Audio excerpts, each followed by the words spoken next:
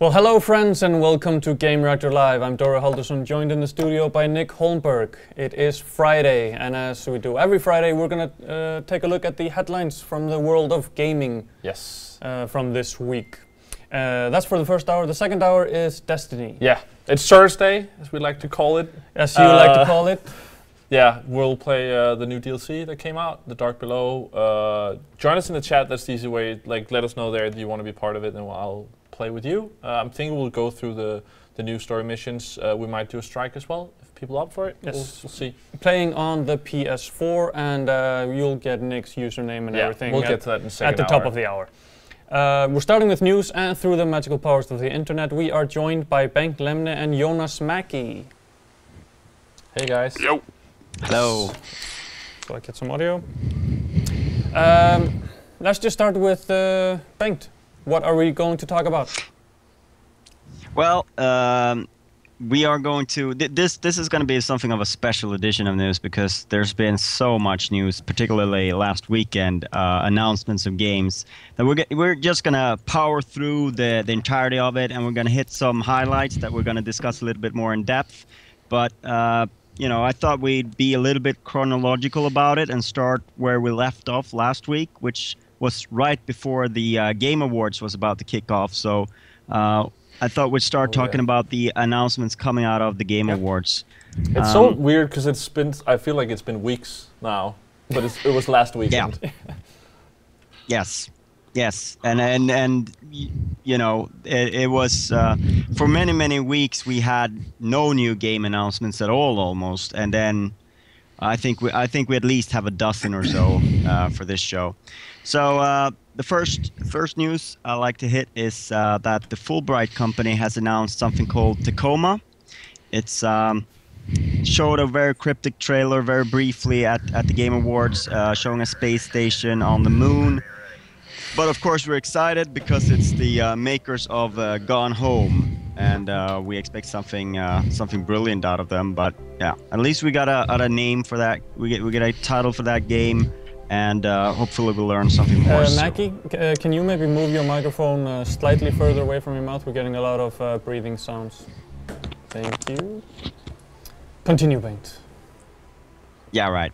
The heavy breathing that stopped. So yeah, the next piece of news is, and I thought we'd talk a little bit more about this, is movie director Joseph Fares has set up a new studio called Hazelight. Of course, he directed Brothers: A Tale of Two Sons, a very good game. If you haven't played that, I certainly recommend that you hit that. And now he's set up a new studio. He's working with EA. It's not an EA-owned studio, but from what I've heard, they're actually sitting in the same offices as DICE in Stockholm. And it's with core members of the team that made Brothers, and we got a short cinematic teaser that told us basically nothing of the new game. Did we even get a name for it? I mean, Hazelight is the only name that I've seen, and that is the name of the studio. No. We don't have a name for the game. It's been suggested that maybe Hazelight is the name of the game as well, but I guess we're gonna have to wait and see with that. I think they're very early on in development, so it may be, you know, too soon to know.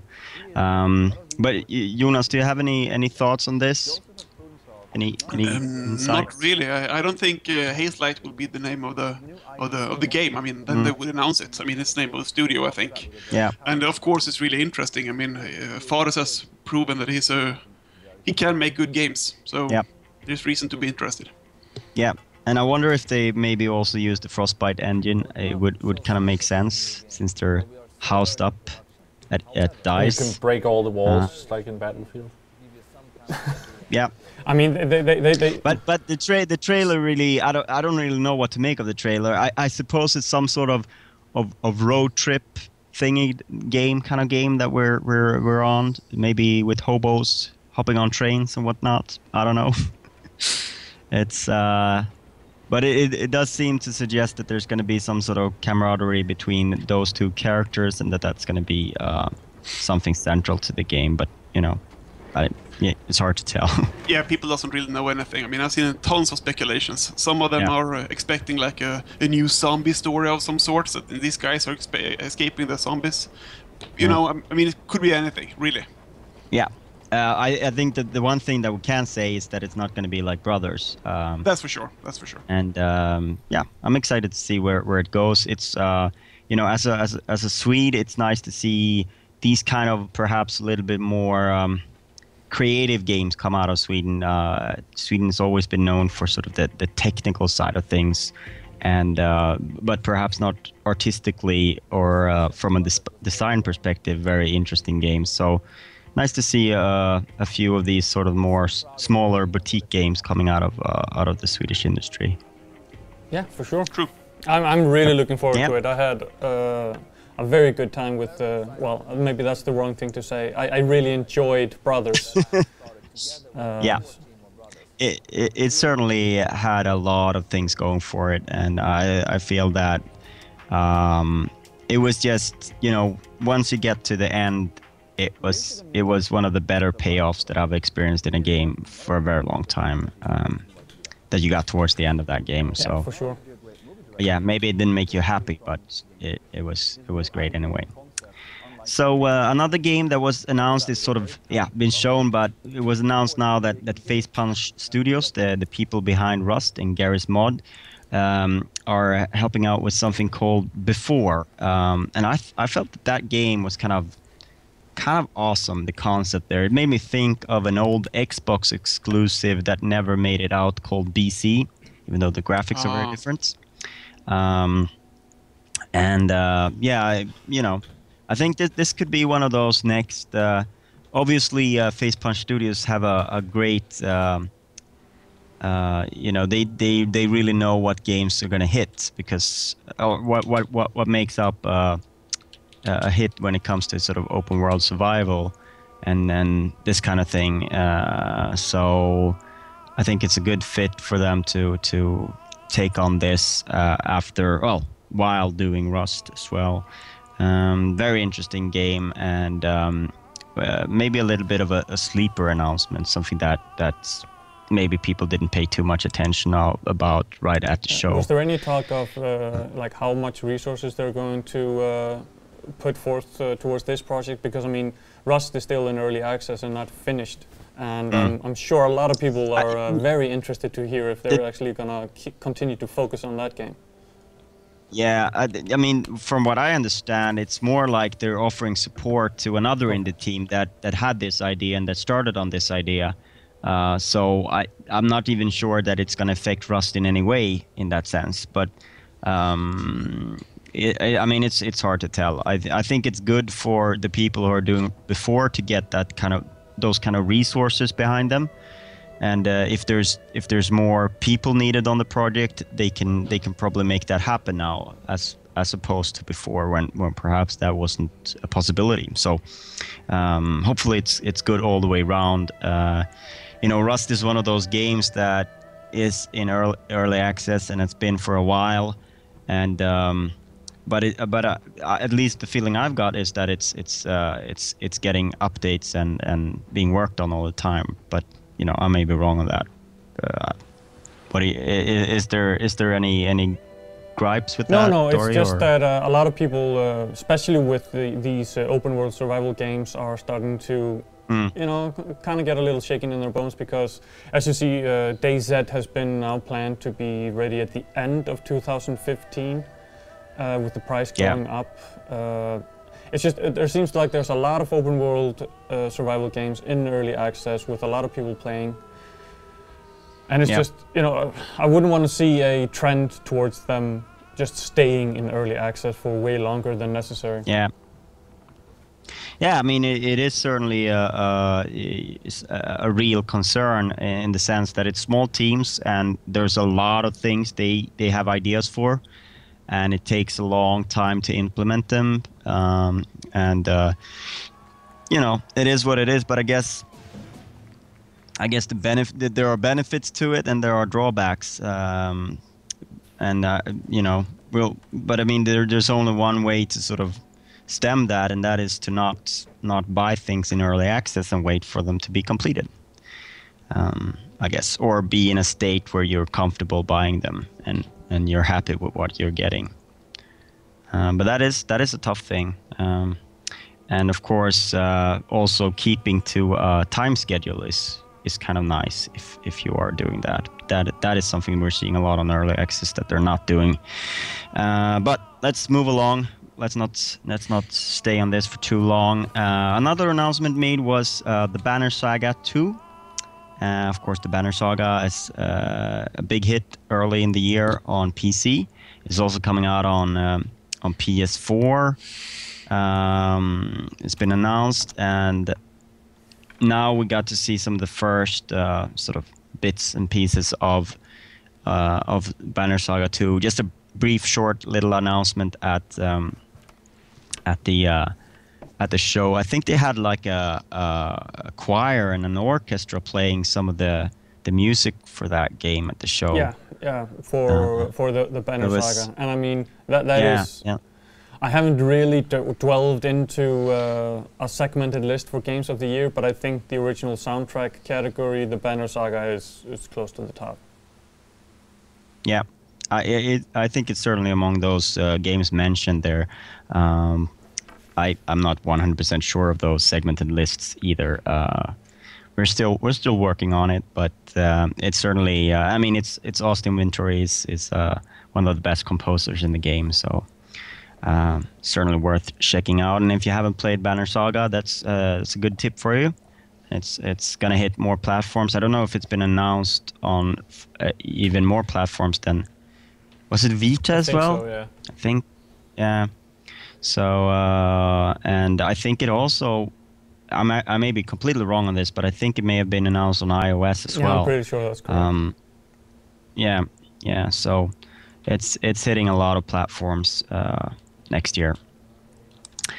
Another game that was announced was Godzilla, whatever.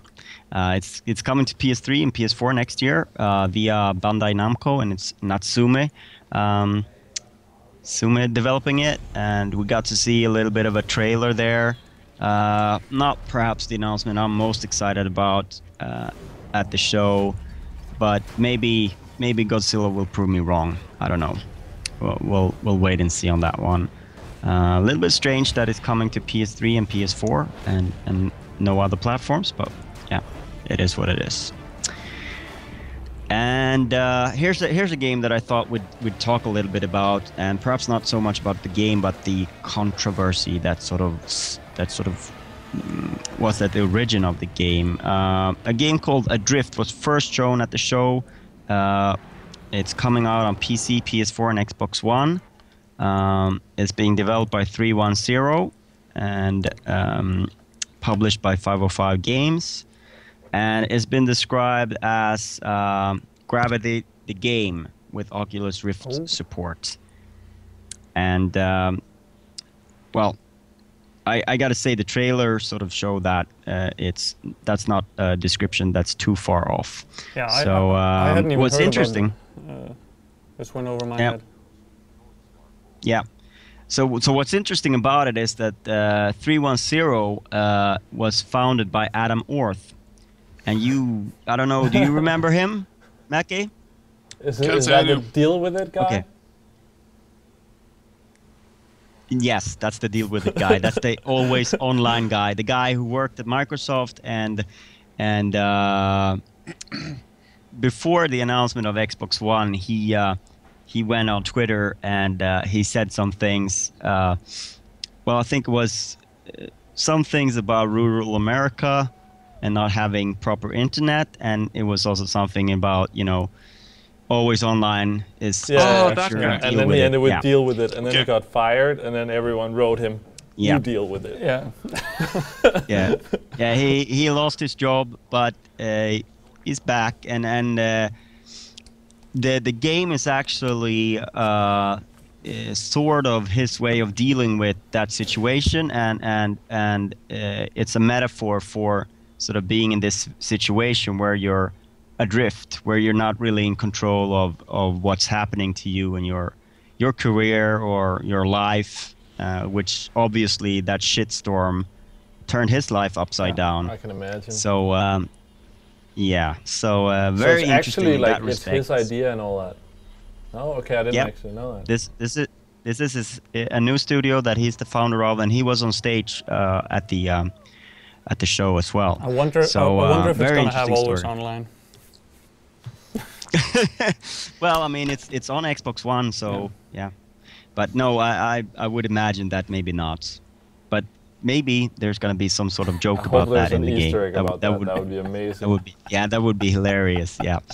Yeah, and if he decides to do that, I will give him a lot of props for that. Yeah. Yes, I mean he seems like a cool enough guy, but I think this thing hit him very hard at the time, but hopefully he's moved past that, and you know, this project looks really interesting. So you know, kudos to him for picking himself up and getting on with his career. Yeah, and I always felt like with the his Twitter messages and the storm around that, it's like, I mean, it's 140 characters. It's hard to get a concrete thought that isn't going to be ripped out of context. Yeah, sure. Yeah. Yeah, I mean, it was the kind of thing where had he just been an anonymous person on Twitter, it would be nothing. Now he was up there. He was a Microsoft representative in a way. It caused a shitstorm, and you know, it should have been a red flag for Microsoft that maybe we shouldn't go always online with our machine. But of course they did. So that and a lot of things have happened since. Another sort of a game that was first shown at the show was Robotoki's Human Element. It's been under. That was like the first game that was announced for next gen, wasn't it? There's one of them at least. Where they were like, oh, this is next gen. Yeah. Yeah. So we got to see some stuff of it. Apparently, it's coming out in November next year. Of course, it was founded by former Infinity Ward. Bowen? Yes, and they've released some stuff. I think some mobile stuff, right? Now, I'm the not thing sure. is, we have an Either interview way. on the site conducted by David Caballero at. I don't remember what event it was Was at. that like the IDIAMA thing in Spain, I think? Yeah, or something like that. Yeah, or Game Game Lab. was at or Game something, Lab a couple of years back, and the ideas for this project were huge. I mean, they were talking about mobile apps where you would go out. In game, you needed food or medicine or something, and then you could go to a store or a pharmacy and scan the product, and then you would get it in game. And it would check like your location-based thing through the phone would check that you were actually at the store. Yeah, it's a very, very interesting interview to go see because they've stripped most of that away. It was simply too big for a small indie company to tackle. But the game still looks. But it's also we don't know if any of that is actually in there. No. I mean, they haven't confirmed what is in and what is out, but it is clear that it is a way smaller scale project than originally talked about. Yeah, and also we may say that after Assassin's Creed Unity, maybe the way to go isn't to just spam your game with a lot of apps. Stuff that may not be the most smart thing you can do. But yeah, that's another small little piece of news that came out of the show. I thought we'd talk a little bit about what the Game Awards was in general. And maybe Jonas, what was your impressions of the show? Of course, a new format this year compared to the previous ones. I think it's quite clear that they made a show more for gamers this time around, since they didn't have a TV audience to adapt to. I mean, I think it was a lot better than previous years, actually.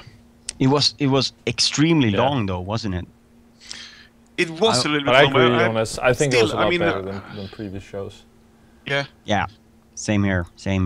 And even though they had some celebrities in there, some repeated messaging. I don't know how many times Jeff Keighley said that there was a Steam sale going on, but it was a lot better than the What was it? The GTA concert thing they had last year that was so weird. Everything was weird last yeah, year. they Really. had this hip hop group that had no That's true. like idea of gaming or anything. They were just there to go whoop whoop and say something funny. Yeah, at least here someone like the Imagine Dragons sounded like they were gamers, you know, and cared about it. But I think in the end, it still feels to me too much like a Jeff Keighley show. And it was weird having several awards where they were like, oh, there's a Steam sale, and then Jeff Keighley was there like, oh, and by the way, these people have won these several awards. Like, instead of actually giving them away. If they want to be taken like full serious, I think they need to like give if it's an award show, you give away the awards. That's the show, not all the other stuff. Yeah, you have the people come up and accept and do a speech. Felt like a second thing in the show. Yeah, it certainly felt like it. It was a lot of padding, if you will. But I think it had some good. But they have a good foundation now, don't you think? I mean, there's something to build upon. Yeah, and also they got the viewership. The viewership. I think they had almost 2 million viewers. They have the viewership to actually sort of get sponsorships and stuff in place that will mean that it's not. They won't have to sell themselves exactly the same way. I think they just wanted to get as much as possible in there this time. Next time they have the numbers to sort of be a little bit more. They can be a little bit more harsh when it comes to what kind of stuff they want in there. So. Yep. I think that's good. I think this year they probably just did everything they could possibly do, and if it took 3 hours to finish the show and they didn't have time to actually hand out a lot of the awards, so be it. But next year maybe. I think 3 hours is a good length anyway. I mean, no one would ever say like the Oscars is too that's long. What I mean, people say every year about the Oscars. Actually, that's the main complaint every year. Okay, but that's also because they include the whole red carpet thing. It's a whole week watching the Oscars. But that's still like the actual show in the Oscars without the red carpet is still like 3 hours. But I don't know. I think I could deal with it being 3 hours if they had actually had everyone like get their awards like normal. But yeah, we'll see. It's a step in the right direction. Yes, definitely. It was a little bit uncomfortable when Bungie got the best music award for Destiny, and Marty O'Donnell wasn't there. And then, like 10 minutes later, he was interviewed alone when he was about to feed the prize for the game that he wrote the music on for. Yeah. So that was interesting. I mean, they're obviously not friends. There were still a couple of those moments in the show where you were like, "Yeah, this is interesting." Yeah. Maybe they hang out in separate bars afterwards in Vegas. It would actually been, even if they are still not friends or whatever, it would have been, I think, great for actually maybe for both of them if they had been able to show up on stage together and receive the award and be like, yeah, no hard feelings, whatever. I think that would have been good. Maybe it would be better for Bungie than it would be for him, but. I just don't feel that after the lawsuit. No, probably not. No. So, but we should say that of course O'Donnell was part of it. He did the theme music for the show. And also there was a lot of Halo music, and there was a lot of talk about Halo. So it might be a conspiracy, but I think it's might be a sign of O'Donnell doing something for Halo 5. The fans would really love it, so it would be a good idea.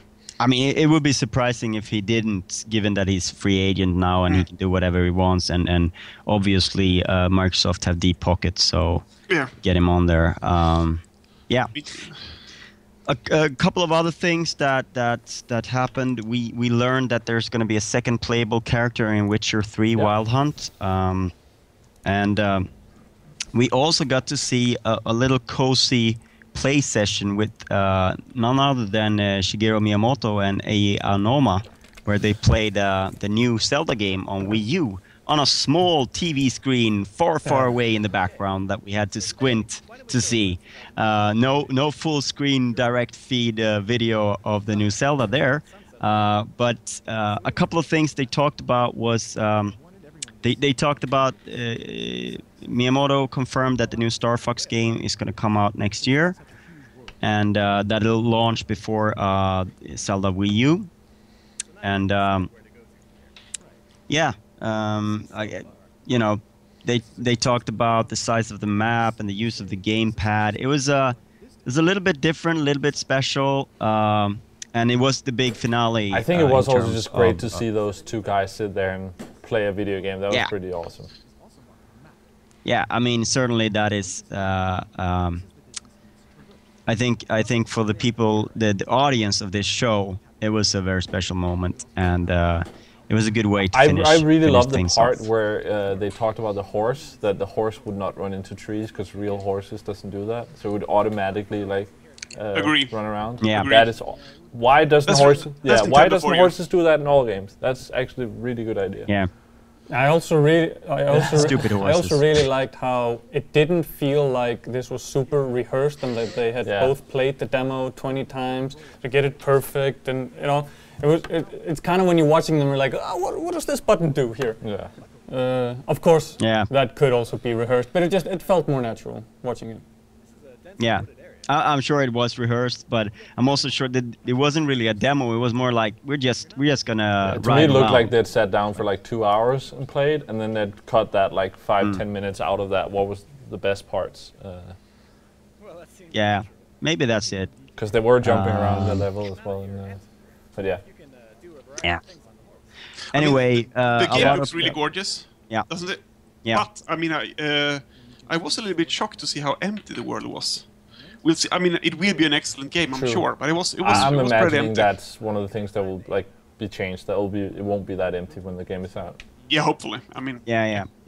I'm just also curious if that may be just the fact that they may have cut out everything like content in it, that it just looks like it's empty, but there's more to it. That could also be the case because they really just showed off big grassy fields. Basically, so, but yeah, that was a big deal. And game of the year at the Game Awards was Dragon Age Inquisition. So big ups to BioWare.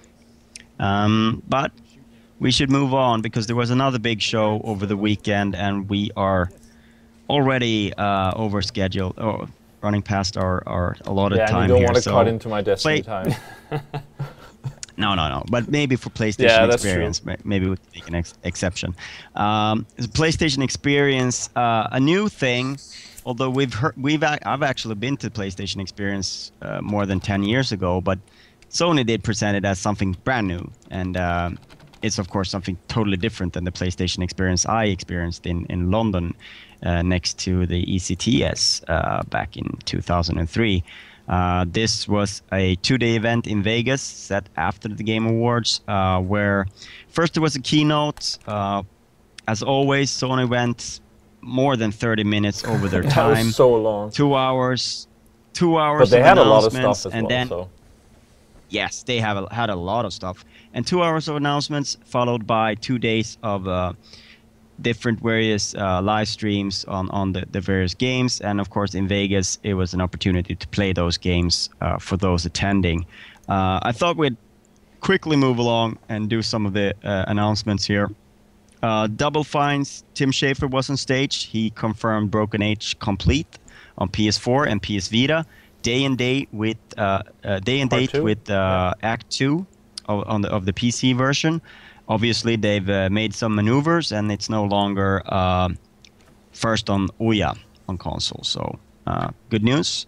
And of course, Double Fine are very cozy with Sony as they brokered the deal with Grim Fandango. And there's also a special edition of Day of the Tentacle coming out next year.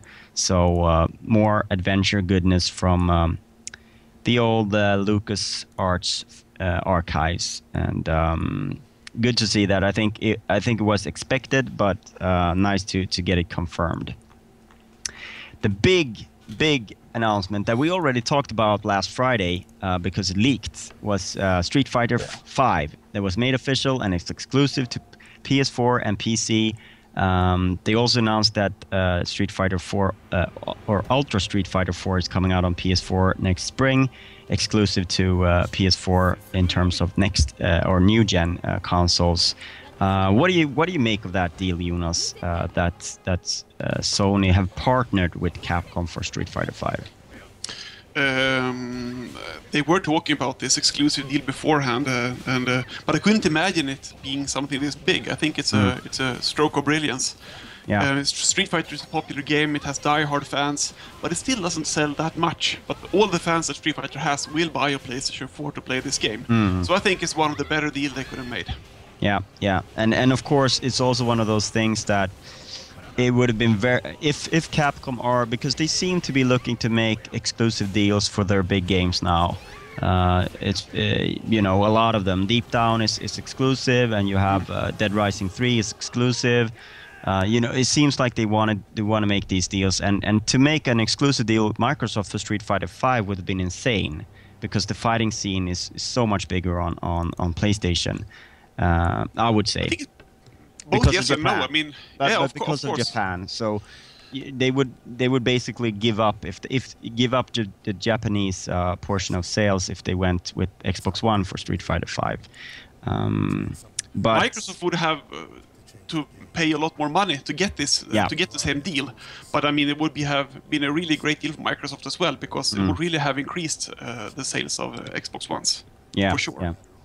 So, but very interesting, and the way it's worded that they've partnered up and that they're doing this together makes it sound like maybe this is an exclusive that will actually last. Of course, with Street Fighter, there's always going to be the Turbo Edition, the Arcade Edition, or the Ultra Edition. So you never know in the future if it may migrate to other platforms. The PC but edition? For now. Yes, the PC, they're bringing it out on PC, and it's crossplay, I suppose which is pretty cool. Yes. Yeah.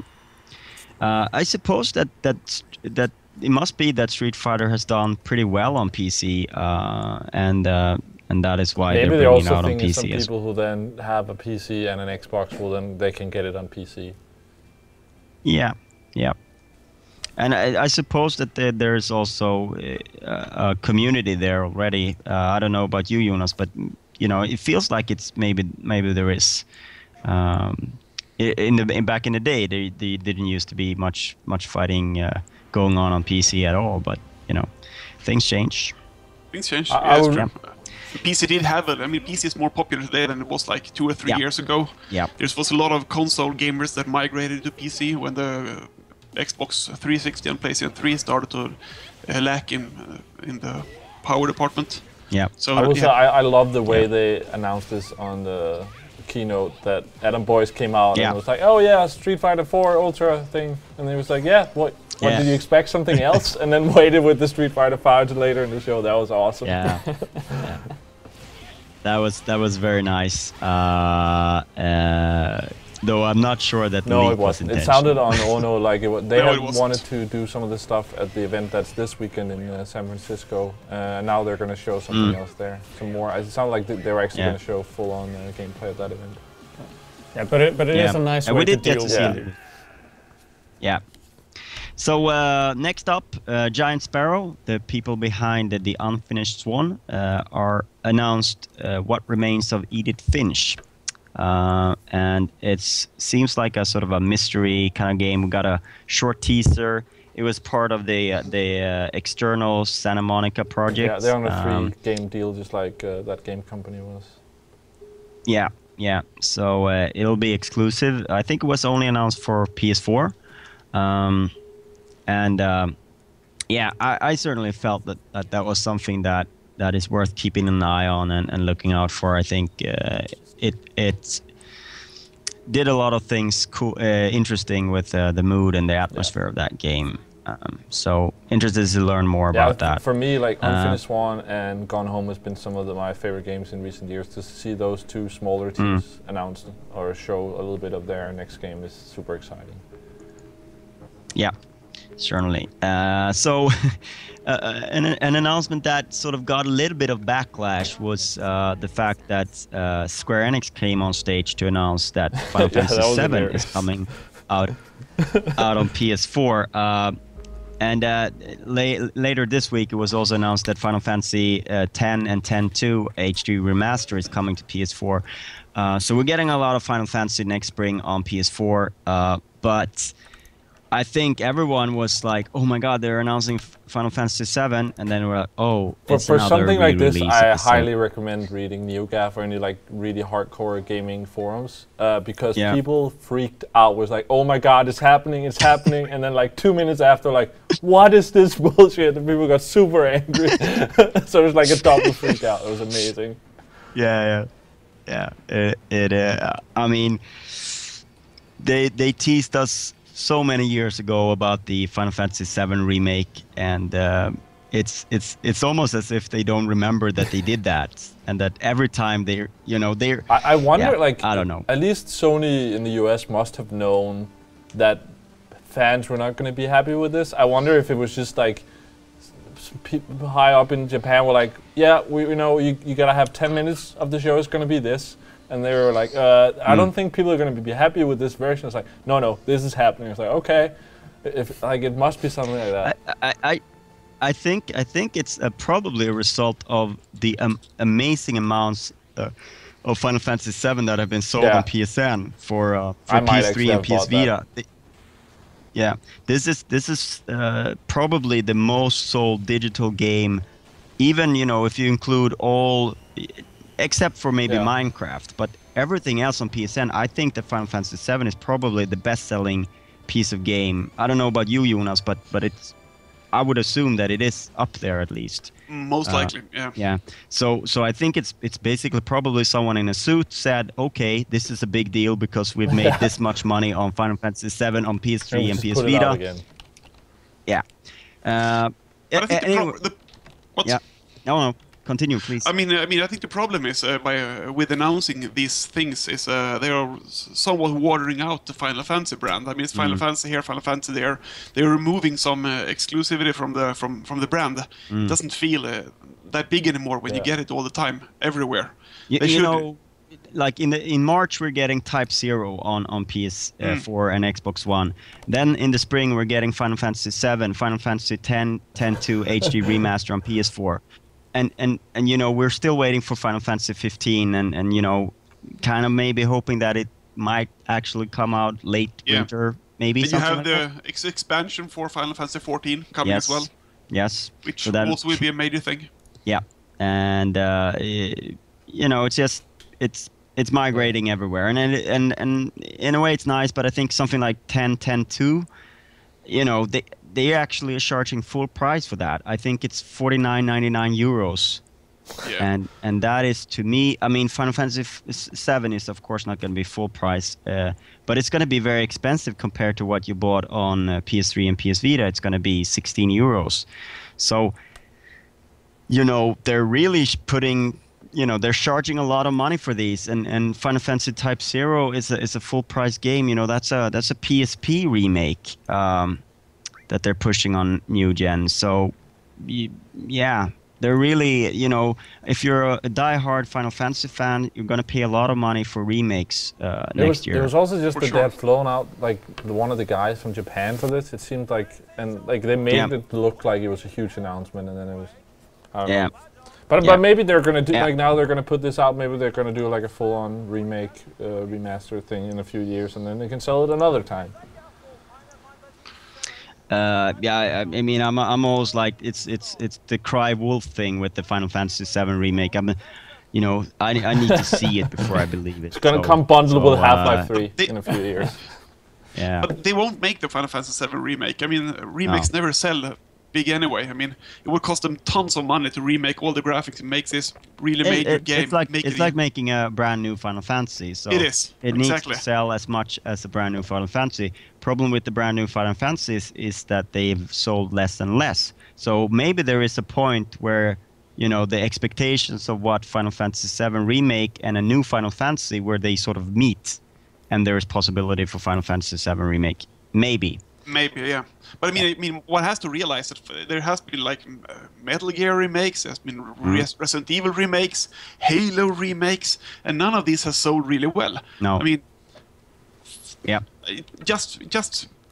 I mean, there's a couple of the fans from the original game that will buy the remake, but they're about the only ones. But it must have been must have been doing okay since people started doing that many re-releases of those games. But maybe it's just the first couple. I think it depends a little bit on the amount of work you need to do.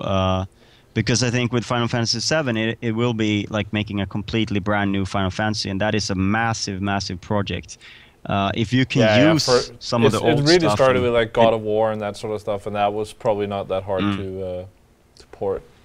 No, and things like Fable and Halo, it's not a full-on project like it would be to redo Final Fantasy VII. Although with the problems of Halo, it seems like it was more harder than. Yeah, but Halo Anniversary was okay, but Halo Master Chief Collection, I'm not sure what. I think maybe the person doing the matchmaking bits took a sick leave last month before release or something like that. Anyway, next announcement, something called Killstrain, a free-to-play top-down multiplayer game from Sony San Diego. We didn't see much of it, but you can sign up for it for early access, and they plan on sort of having this sort of open development environment where they develop the game and with the community. So that is interesting. New tact for a console game, of course, but interested to see what that is. Another announcement that was made is something called Enter the Gungeon. As you can imagine, it's a play on words, and it's from Devolver Digital and Dodge Roll. It's coming out on PC as well as PS4, and it's another one of those. I think it's a roguelite. Maybe it's not. Let's see. Well, it's got the pixely looks, and there was so many of those smaller games announced to that show, or announced that they were going to come. There was a lot. But the next game is something that I'm very interested in. Even though we got very sort of the teaser for that one didn't show anything basically, but I'm sure that Jonas Mäki is also excited about this. The return of Keita Takahashi to the gaming industry, the creator of Katamari Damacy. And he's teamed up with Robin Hunike, who was the producer on Journey. And they've started a new little company that's also under the wings of Sony Santa Monica. And they're making this game called Watam. That's a play of the Japanese words for making a circle or making a loop. And yeah, I just love this little teaser that they released. It's apparently featuring the mayor of the world of Watam, and he's got some issues choosing his hats. I don't know if we're running that trailer right now. Well, it wasn't on my list, but I managed to find it here. Yes, it's running. You managed to find it? Super. And then for me, it's just big because I really love the Katamari Damacy games, and I also enjoyed Nobi Nobi Boy. And I think that I'm very happy to see that Takahashi is making games again. He was out of the industry for a while there. What do you think, Jonas? Is this something that caught your attention? Actually, it hasn't. I mean, this is news to me as well, so I'm going to have to check this up. But it's good news, of course. I mean, I want to see it. It was one of those games that they pretty quickly went through. I think they had 4 games that were sort of under the wings of Sony Santa Monica. So yeah, interesting game and one to keep an eye on, and you know, I expect it to be a pretty small game, but that is, I mean, we need those as well, so that is interesting. Yeah, and I think we've made it all the way to the final announcement of the show.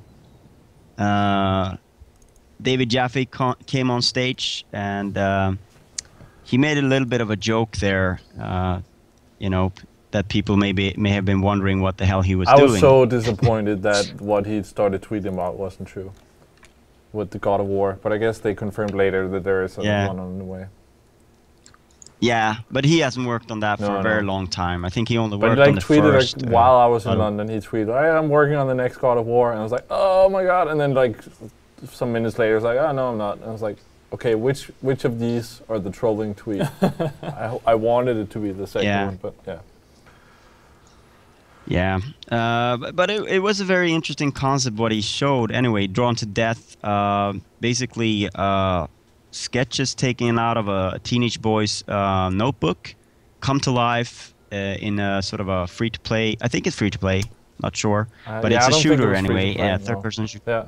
Yeah, maybe not. 4-player, free-fall and shooter. Yes, very sort of fantastic, weird very kind of David game. Jaffe. Yes.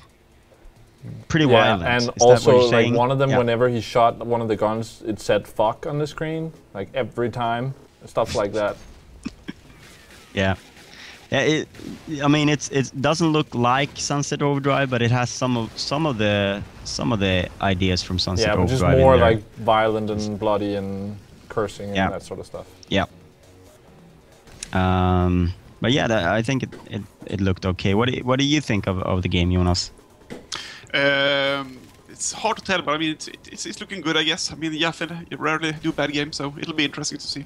And it's his new studio, the Bartlett Jones Supernatural Detective Agency, and it doesn't even sort of get shortened to something that makes sense either. It's just a long name, and it's he's collaborating with I guess it's his old. No, it's not its old studio. It's Sony San Diego is the studio that is collaborating with. So, going to be interesting to see where that lands. But certainly Sony seems to be banking on it as they used it as the sending off for their PlayStation experience. So they probably expect big things from it.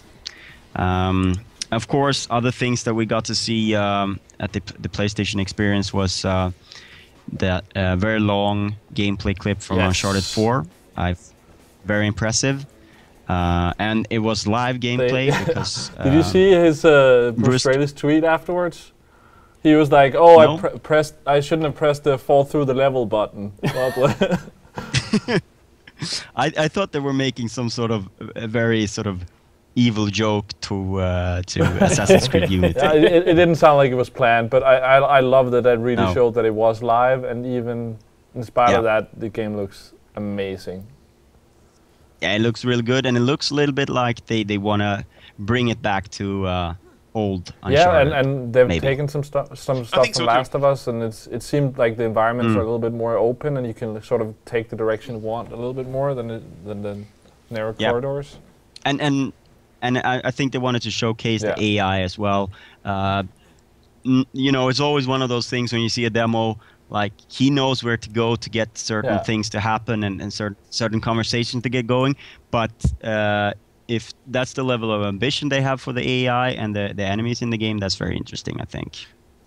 I still wasn't blown away by the graphics, though. I was a little bit almost disappointed, actually. I had higher expectations. For sure.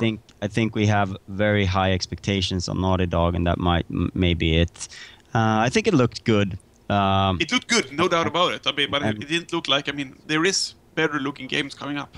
Yeah. But again, it was a pretty big world as well, with no real loading or anything in between. So, and I think the water effects were really nice as well. So, but of course, I mean, you saw the Just Cause 3 pictures just yesterday. Yeah. Was today. I mean. Yep. So. Yeah, there's a lot of beautiful looking games. It is pictures, it's true. But that is also like a world that is probably going to be at least 50 times bigger than anything that's going to be in Uncharted 4. Most likely. Yeah. And you will be able to do a lot more things as well with vehicles and stuff like that. Yeah. But of course, it's screenshots, and early screenshots are not always 100% truthful. But then also at the end we found out about Drake's brother, played by Troy Baker, which I think was pretty cool. Yeah, they got to get some Troy in there. And one of the things that we learned, we touched on it briefly, but Sony Santa Monica did confirm that the next God of War is in development. Like, presentation thing afterwards. Yeah. That would be cool. And it was the guy who worked on the 2nd one was the lead on this one as well, I think. Okay. Interesting. All right. I think we've spent 50 minutes now on these 2 events from last weekend, so we have about 2 minutes each for the next few news bits. So let's move through them quickly, and maybe we'll have to skip some of them. But I'll start out with a story on Zoink Games, the makers of Stick It to the Man. They've announced a 4-player co-op beat-em-up called Zombie Vikings that I thought was pretty hilarious. I think we have the trailer for that. It's the same kind of art style as Stick It to the Man. Yes. It's the same. The studio founder is the art guy at that studio, Klaus Lingled, and it's very much his style. They've hired another comic writer to do the actual script for the game, so it's going to be pretty hilarious as well. It's coming out on PC and PS4 in July, and they are planning to bring it out on other platforms later on. So probably gonna hit Xbox One if Microsoft wants it on there later on. We also got news that Papers, Please hits iPad today. There's been some confusion whether it was banned because of some pixelated nudity, but apparently that is not the case as far as we know now. I don't know if there's been any development since we started this stream, but it should be out there on App Store. We'll follow the development. Yeah. I mean, last I heard was from Christian Gaza, editor-in-chief of Gamereactor Germany. He was able to find and download it in the App Store. It was just he couldn't find it like on the front page or something like that. He had to go down into a subcategory, blah blah blah. Search for it. The developer tweeted out, "It's like, oh weird, I pressed the publish button 45 minutes ago. It hasn't popped up." Okay, but I thought on iOS it takes like a week or 2 before. It takes. Yeah, and it takes a little bit different, and it comes out in different times in different countries and stuff like that. When you hit publish, it's not like it's immediately on there and everywhere. So, yeah, we'll and it's coming hopefully to Vita as well. You said, but later. Yeah. And we also learned that Heroes of Might and Magic 3 HD edition is going to hit PC and tablets in January. It is generally seen as the best game in the series. And I think it's a perfect fit on tablets, really. So nice to see Ubisoft paying some attention to their old catalog titles. Even if I think that was 3DO back when it was released. Actually, Ubisoft picked it up later, but nice to see them looking through the coffers for that.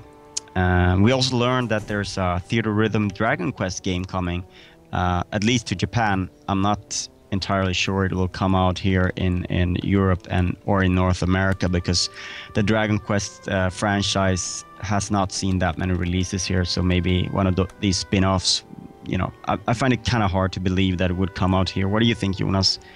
Think there's any chance of that? Probably not. No. Probably not. I didn't think it would be released, but after some consideration, no, I don't think so. No. Unfortunately. Yeah, I mean the Theater Rhythm games are really nice, so it would have been nice to see it here. But have we even seen the last Dragon Quest game here? We haven't, right? I think it's been out. No, I don't think so. No, I don't think so. So they should probably get that one out first, and then do the Theater Rhythm. I mean, yeah, exactly. I mean, it's no use to have I mean, here's all this famous music from the game you haven't played. Yeah, exactly. Really, yeah. It's a shame. And we had some one of those delay news as well. The Witcher 3 Wild Hunt. I was going to bring that up when you talked about the second character. It has been delayed. Yeah, it has been delayed. It's now coming out on May 19th, so a 3-month push. And CD Projekt have talked a little bit about it. They basically have all the components for the game in place. It's just that it's bigger than they expected, and they're gonna need more time to properly test through everything. And with everything, I think we need to sort of put that within quotation marks, because it's an open world game. Open world games almost never ship without bugs and glitches, so it would be a first if they did. but obviously it's going to take a little bit more time to polish things up and get it to a release date, and they're going to take that extra time. And I think we've seen enough games launch too soon this fall, so maybe it's a good thing in hindsight, and we have other games to play in February. But yeah, I mean, I said this the last time they delayed it. I was like, well, fine, just, you know, take your time. Take your time, do it well, and get it right. I'm saying it slightly more hesitantly now because I want it. But yeah, but it gives you a little bit more time to play Dragon Age Inquisition. Yes, that is true. Yeah, and all the other games coming out in February. Although a couple of those have been moved now, but already. But still, I think now it's more like now I can actually maybe get through them. Like before, it was impossible. Yeah. Yes, and yeah, there's enough big games in February. And January is actually pretty decent for January. It's usually there's nothing for that month, but there's a couple of games at least that are interesting. Oh, so I have to comment on something here in the chat. And then it takes us... Let me just quickly comment on something before we drop from here. Over in the chat is saying never played 1 or 2, so this is a no buy even if it looks good. I would still recommend taking a look at Witcher 3, even though if you haven't played 1 or 2, because... you don't need to play the first 2 as well. Yeah, the story will be, you know, you'll get the main chunks of the story in a cutscene before you start, and then it's all about... your character. The character and the journey through it. Yeah. This is actually true for most games. I mean, this is a really common question, at least in Sweden amongst our readers. Can I buy this game when I haven't played the previous ones? You always can. I mean, they would be stupid to make a game so that you can't get new fans. They wouldn't do that. Yeah. They know it would sell less games, so they make sure that people don't skip a buy because they haven't played the previous one. And as we've seen before with both Mass Effect and Dragon Age, with even you could play through something that would give you the choices so that you have a character build going into Dragon Age Inquisition. Is that in Dragon Age as well? Yeah. Really? So you have a build of a character that represents what you would have liked to have done in the other games. So. Yeah, in Dragon Age they did a really neat thing with a website called the Dragon Age Keep, where you actually get to do all the main decisions for the 2 first games, so you can import your own place. Okay. Yes, it's via EA's service, so every platform. So that's really a neat thing.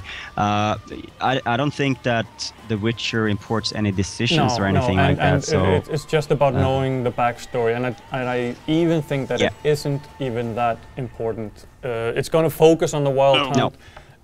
You'll get backstory on Geralt, and that's enough. Let's see when it comes out. I plan to play without knowing anything, so I'll let you know how that works. Nick will report back. Yeah, I think Witcher is one of those games where basically the story of the character and the backstory is reflected in every single encounter you have, because Geralt is such a well-known character in this world. He's really famous, so that is in a way it's sort of a vessel, if you will, that will help you understand who he is, because everyone else knows him and will react to him in that manner. So it's a pretty nice device for that, perhaps. We got a couple of minutes here, so I thought we have. Well, first we can first just say that we were sad to learn this week that Ralph H. Beer passed away, creator of the first video game, the Brown Box, at the age of 92.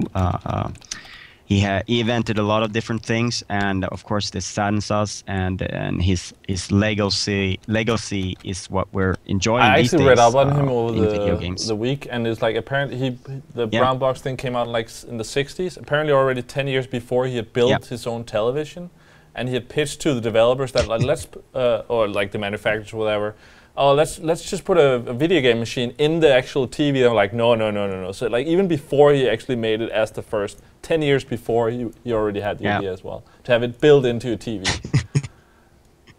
Yeah. It's amazing. And right before he died, he was still tinkering with stuff, and like he was really an innovator. Yeah, certainly, and that the last thing I wanted to talk a little bit about was the MPD figures that came out last night. It kept me and Jonas Mackie awake for a little Highlight bit. of the month. It is. It is a lot of fun actually, because the reactions and the PR, the press releases and the spinning, and you know, a lot of it's fun. The big news, of course, was that Xbox One did outsell PlayStation 4 in the US for November. Of course, if you follow things, that was pretty much expected, because they lowered the price. They made some amazing bundles for Black Friday. And if they were ever going to sell better than PS4, this was the month to do it. And reports, I don't know how confirmed it is, but reports put Xbox One at about 1.2 million and PlayStation 4 around 800,000. So tremendous amount of consoles sold this month in the US. And Nintendo also had a good month. They were far behind, of course, but they sold a hell of a lot of Smash Bros. And Pokemon, so they had a very lucrative month, even though I think the number for Wii U was around 240,000, something like that. So any comments on the sales numbers and anything that you thought, Jonas? As you said, I mean, it's a tremendous amount of consoles. I mean, together with all three formats, plus PlayStation 3 and Xbox 360, there probably was around 3 million consoles sold in 1 month. Yeah. That is just ridiculous. That is like 1 in every 100 American went to a shop and buy a new console in 1 month. It's just outstanding. So that's a good sign, of course. Yeah. And a couple of things in the list. You know, we don't have the sales numbers. Call of Duty was the best-selling game. GTA 5 followed in second. Super Smash Bros. The combined sales of 3DS and Wii U were in third. But Assassin's Creed Unity only made number 9, and Dragon Age Inquisition was not ranked in the top 10. But don't you think that's because a couple of games there, they had that only on new gen, and then Rogue came out on last gen, where like something like Call of Duty was across all platforms? Yes, yes and no. I think the problem here is that it's also ranked behind. It's ranked behind Pokemon, the individual Pokemons, and NBA. And you know, it's just before Halo that only came out on Xbox One. This is not a very good sign for Assassin's Creed Unity. What you should know, though, is that Assassin's Creed Unity was the most sold Xbox One bundle, and in the US MPD figures, no bundles. Yeah, it's not counted. So. You know, I would assume that it would rank a little bit higher, but still, I mean, Assassin's Creed, I would have been surprised to seen it outside of the top 5, and it's at number 9. So, yeah, I think it's worth noticing as well that Halo didn't have a bundle and still only made number 10. That's a really bad number for Halo. Yeah, and of course, we can also adjust to this bad word of mouth for both those games. Things didn't work out of the box. But with Unity, probably was still, like, spent money on something else. The embargo for that review was like 12 hours after release, so. Yeah, but of course the big sales happen on Black Friday, and at Black Friday these games had been out a little bit, and people could have been, you know, they probably knew of the problems, and yes, the day one sales were in, but I just think that makes it look even worse. That wonder if the embargo has been before, then they might have been even lower on that list. Yes. One should know about Halo is that it was actually sold at half price during Black Friday, both in Europe and the US. I should have known that. Half price. So it's a really bad number for Halo. Yeah. And what is the word on Halo: The Master Chief Collection right now? I mean, the status. Yeah. It is working. I still hear some people having problems with it, but yeah, it's. It is some problem. I mean, it's not flawless. It's not as it should be. But I mean, if it would have been released like this, people wouldn't have been furious. I mean, it has reason. You can play online. Exactly. Yeah. You can play online. Yeah. And I mean, we should say that now that it's working, it's the size of the collection and the size of what you're getting. It's really a lot of content to go through. So it's great value now that they got the matchmaking at least, you know, somewhat working. So if you're interested in the Halo 5 Guardian beta, you might want to pick out Master Chief Collection now. You can play it, and you will get on the beta when that hits. So yeah, I think now we're starting to chew into Nick's Destiny time. yes. So Dark Below. Yeah, so I just want to end with saying I think it was really cool that EA gave out those 3 games at the PlayStation thing. Yep. Yeah. That was cool. If you read about it now, it's too people bad. I'm so sorry to bring it up then. Yeah. It was only this weekend, but hopefully you guys had time to pick out the Garden Warfare. I did that. I think so that was the awesome. Yes. So you can play that on PlayStation 4. I will probably play it a little bit on PlayStation 4, even though I played so much on the Xbox One that it feels a little bit wrong to go back and play it where I haven't unlocked everything. But I will probably play it a little bit at least. So. All right. Thanks for joining, See you guys. See you guys. Take care. Bye. And so what we're going to do right now, because we want to split up the video files for the replay, going to cut the graphics for 30 seconds or so. And plug in the PS4. Plug in the PS4, set everything up. I'm going to get out of here, I think. And we'll be back with Nick playing Destiny. Yeah. Go.